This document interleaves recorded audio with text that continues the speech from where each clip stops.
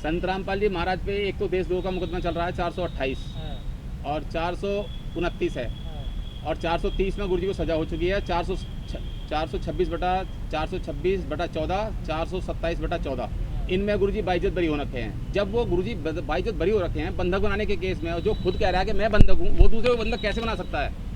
तो ये हमारी जांच का विषय है।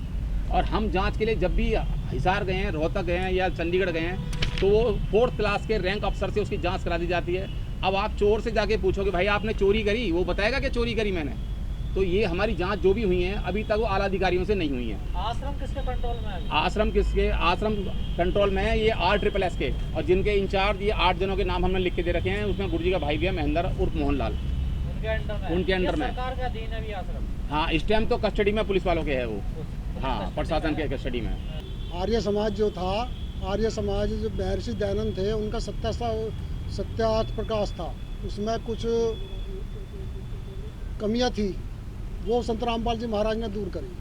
सन 2006 में उन्होंने आश्रम खोला करौदा में, और करौदा में आश्रम खोलने के बाद जो ये असामाजिक तत्व जो है, इस पर तथ्य को उठाने के लिए जो उन्होंने जो है हमारे करौदा आश्रम पर जो कब्जा कर लिया, और जो ईंट पत्थर गोलियां चलाई, और चलाने के बाद जो उन्हें जो आज आजीवन कारावास करवा दिया। इन्होंने क्या काम कराया? भारतीय राष्ट्रीय सेवा समिति जो के सदस्य हैं, राम कुमार ढाका है, महेंद्र दास हैं, महेंद्र दास भाई हैं इनके, और इनकी 2 बेटियां हैं, एक मंजू अंजू, एक महेंद्र दास का लड़का है अमित जी। ये इनके पूरे संचालक हैं भारतीय राष्ट्रीय सेवा समिति के। जब गुरुजी 2006 में जेल चले गए थे, जेल के जाने के बाद जो है इन पर जो वारंट भेजे गए, तो गुरुजी को रास्ते में से वापस ले आते थे। लेकिन गुरुजी जेल में वहाँ कोर्ट में जाना चाहते थे, लेकिन राष्ट्रीय सेवा समिति वाले जो हैं ये मतलब नहीं जान देते थे। इसलिए जो है बरवाड़ा कांड जो हुआ, और बरवाड़ा कांड में जो कुछ ऐसा असामाजिक तत्व जो थे, उन्होंने ज़्यादा षड्यंत्र रचने के बाद जो 3 FIR दर्ज करी, जो 426, 427, 428, 429 जो है केस हमारा चला हुआ है 28 का, और जो है 2 केसों में इन्होंने आजीवन कारावास करवा दिया, और एक अभी जो है बाकी इन्होंने पेंडिंग में डाला हुआ है। तो हमारी सरकार से मांग ये है कि हमारे गुरुजी को निर्दोष साबित हम करेंगे, और जो जब से जेल में गए हैं ये भारतीय राष्ट्र कोर्ट करेगा ना, आप कैसे कर सकते हो निर्दोष उनको?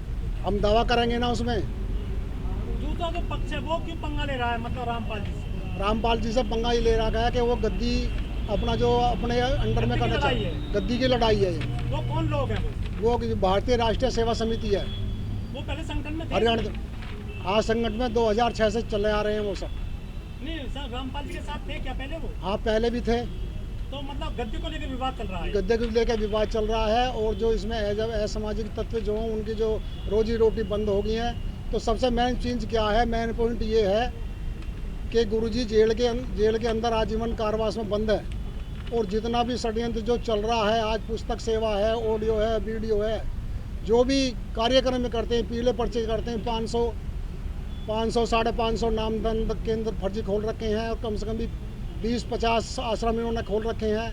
तो गुरुजी जेल के अंदर है, तो गुरुजी को आदेश बनाकर ये पब्लिक में जो है भक्तों में वो डाल देते हैं। उसमें अब ये पीले पर्चे निकालते हैं। पीले पर्चे में जितनी भी भीड़ चाहिए होती है, या किसी भी कहीं भी कोई रैली वगैरह करानी होती है, तो इन भक्तों को झूठ बोल करके गुरुजी का आदेश बता करके और वहाँ पे रैली में भेज देते हैं। और ये इन बेचारे, इसमें हमारे संगठन के अंदर 90% लोग तो अनपढ़ ही हैं, कम पढ़े लिखे हैं। तो उनको जैसा आदेश आता है RSS समिति का, वो उसको मान करके और उसके पीछे भाग लेते हैं अंधी भेड़ की तरह। ये है सिस्टम। तो ये सिस्टम की वजह से ही हम इसको, हमारा आगे प्रोसीजर ये है कि भाई ये सिस्टम किसके नाम से चल रहा है इस 10% में, हमें उसकी जांच करानी है। ये समिति RSSS के अंडर में है। तो आप क्या चाहते हैं इसमें? हम ये चाहते हैं कि जो दोषी हैं उनको सजा हो, और जो बेगुनाह हैं उनको जेल से बाहर किया जाए। कोर्ट ने तो रामपाल जी को दोषी माना हुआ ना? दोषी तो इसलिए माना है कि सर इन्होंने ये अपना लिखित में दे के आए हैं बयान, क्योंकि इनको इनका कहना ये है कि भाई हमारे से कोरे कागज पे साइन कराए गए, कोरे कागज पे साइन कराए गए। चलो भाई मान लिया कोरे कागज पे साइन करा लिए, लेकिन तुम्हारे फिर घर के अंदर परिवार में कितने सदस्य हैं, कितने नहीं हैं, तो इनको जो बयान दे के आए हैं इनको डराया गया, बरगलाया गया कि तुम्हारे को बाहर नहीं जान देंगे जब तक तुम रामपाल महाराज के खिलाफ नहीं ये जो बोलोगे। आश्रम में हथियार थे, कमांडो थे, फौज थे, तो ये संत रामपाल जी के आदेश नहीं थे उनके? जी नहीं, बिल्कुल नहीं। उनको हाईजैक किया हुआ था पहले से ही। वो खुद तो बता रहे हैं, अपनी मीडिया के सामने बोला उन्होंने, जब जिस टाइम चंडीगढ़ हाईकोर्ट से निकले हैं और अगर Maharaja Agrasen MAMC medical college के सामने से निकले हैं, जब भी बताए हैं कि भाई मैं तो खुद बंधक बना रखा था, मुझे रोक रखा था। बंधक किसने बना रखा था? बंधक ये समिति वालों ने बना रखा था। और जो चंडीगढ़ में बता रहा था दास, चंडीगढ़ में भी यही कहानी हुई थी। इन्होंने 3 बजे तक वहाँ पे पब्लिक को बरगला के रखा। 3 बजे के बाद आदेश पारित कर दिया कि भाई गुरुजी हाजिर नहीं होंगे और जो जवान हैं वो तो आश्रम चलें और जो बड़े बूढ़े। गुरुजी के आश्रम में इतने हथियार आ रहे हैं, गुरुजी को पता ही नहीं था? नहीं पता ना, यही तो है कि सारा षड्यंत्र गुरुजी की नाक के नीचे हुआ। लेकिन गुरुजी ने आके हमारे सामने कभी नहीं कहा कि तुम कमांडो बनो या इस समिति के सदस्य बनो। मीडिया के सामने आने का हमारा मेन मकसद ये है कि सबसे पहले तो 2 मेजॉरिटी हैं। एक RSSS है जिसको कि राष्ट्रीय समाज सेवा समिति कहा जाता है, जिसके बारे में हमारे गुरुजी ने जिस टाइम 2014 में बरवाला कांड हुआ था उस टाइम हमारे गुरुजी ने उसको नकार दिया था कि राष्ट्रीय समाज समिति मेरी नहीं है। वो प्रूफ हमने सारे जो भी जिलाधीश वगैरह हैं इनके पास लगाए हुए हैं। तो RSS समिति ने ही ये सारा जो भी कांड को प्रारूप दिया था वो सारा RSS समिति ने दिया है।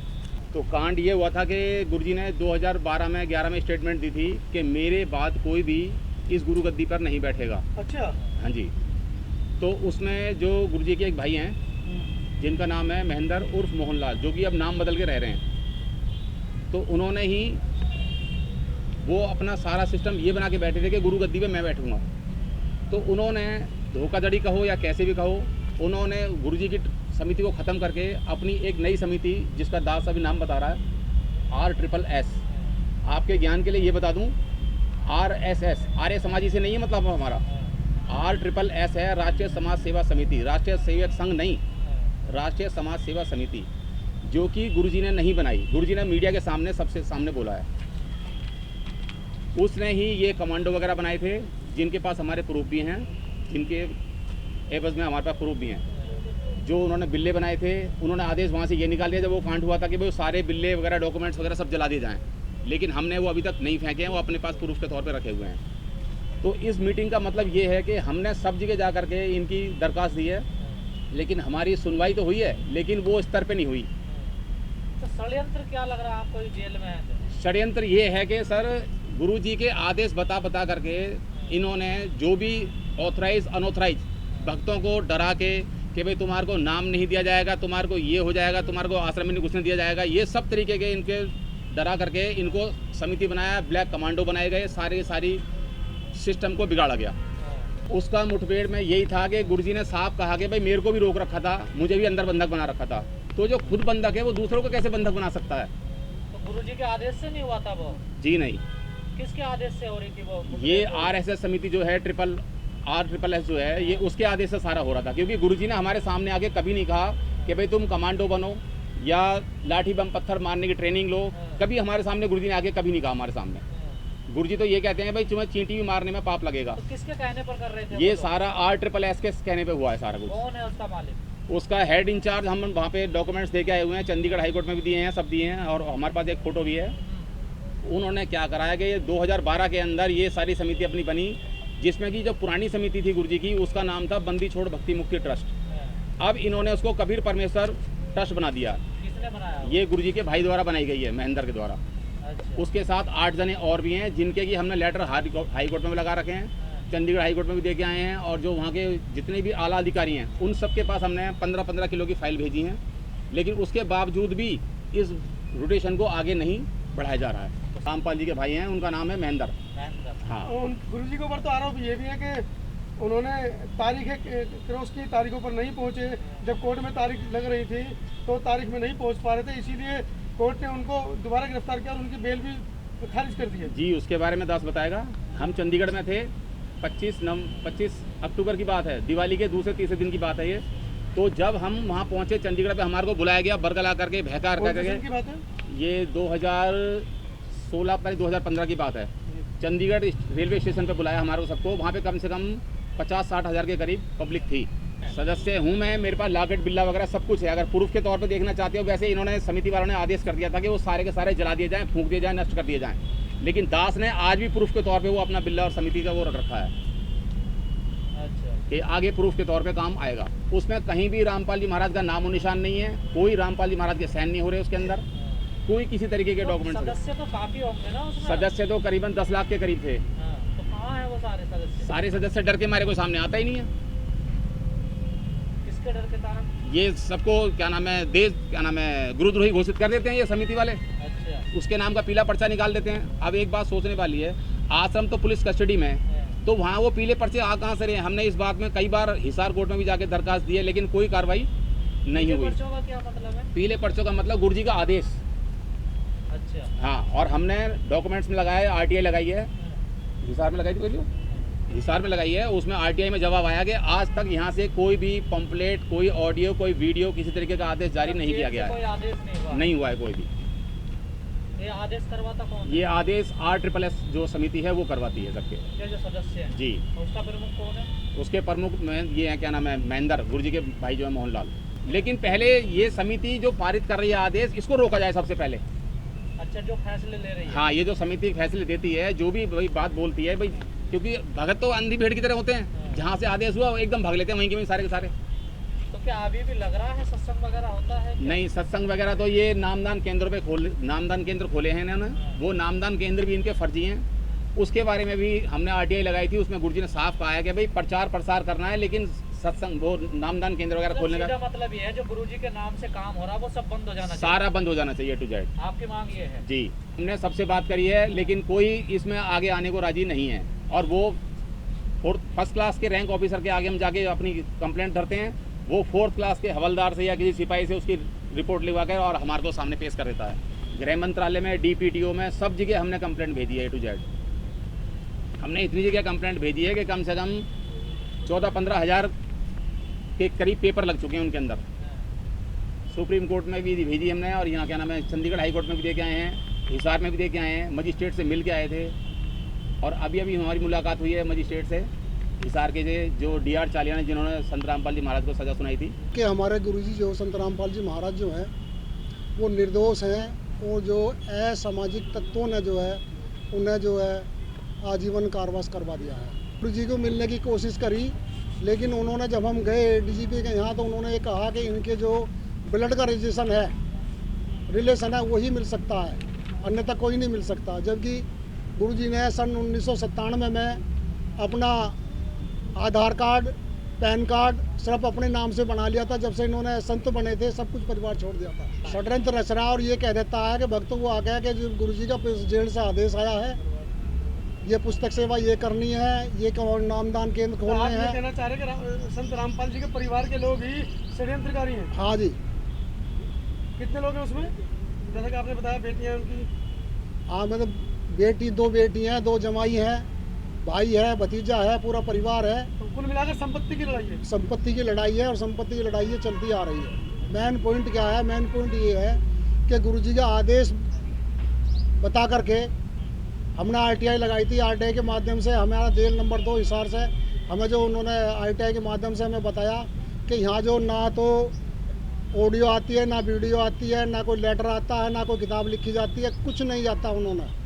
ये हमने जो सब चीज़ जो देने के बाद भी ये भी फिर षड्यंत्रकारी, फिर भी इनका षड्यंत्र चल रहा है। गुरुजी के साथ में स्थिति ये है, हम तो वहाँ देख नहीं पाए, ना हम जा पाए, लेकिन जो आदमी जेल में रहेगा वो क्या सुखी रह सकता है? लेकिन बाबा राम रहीम तो पैरों पे बाहर आ जाते हैं 4-4 महीने में। पैरोल में बाहर ऐसे आ जाते हैं। राम रहीम के जो है उनके जो संस्था है वो भारत सरकार से मिली हुई है। वो वोटों का चक्कर है, वोट दिखा देते हैं कि हमारी इतनी वोट है। कोर्ट में, सुप्रीम कोर्ट में गए थे, वहाँ हमने केस लड़ा था, और केस लड़ने में कुछ सुप्रीम कोर्ट ने ये आदेश दिया है कि तुम भारत सरकार जो है, भारत सरकार को जो अप्लाई करो, फिर से कार्रवाई करो, भारतीय सरकार तुम्हें जो सहायता प्रदान करेगी, तुम्हारी बात सुनेगी। हमने वो भी काम कर दिया, लेकिन मुझसे भी हमें जो पूरी रिलीफ नहीं मिल पाई। षड्यंत्रकारियों को हम ये कहना चाहते हैं कि हमारे गुरुजी जेल से बाहर आएँ, और जो CBI जांच हो, और जो ऐसे असामाजिक तत्व हैं जो भी इनका दोषी हो उन्हें जो करारी सज़ा मिले, और निर्दोष आदमी को जेल से बाहर निकाला जाए। लेकिन सजा हो गई है उनको तो या तो आप उच्च कोर्ट में जाइए, तभी कुछ मामला हो सकता है। मुँह सजा हो चुकी है, दोषी सिद्ध हो चुके हैं वो तो। मैंने आपको आपके चैनल के माध्यम से बताया तो था कि हम जो है सुप्रीम कोर्ट पहुँचे हैं। सुप्रीम कोर्ट ने जो हम जो वहाँ 3-4 वकीलों बैठ कर जज के सामने जो डिसीजन दिया है, सुप्रीम कोर्ट ने ये दिया है कि तुम जो एक बार जो भारत सरकार को जो है वो करो, कार्रवाई करो दोबारा से, तो भारत सरकार जो तुम्हारी जो है मांगे सुनेंगी और उसमें कार्रवाई करेगी। तो अब भारत सरकार में जाएंगे ना?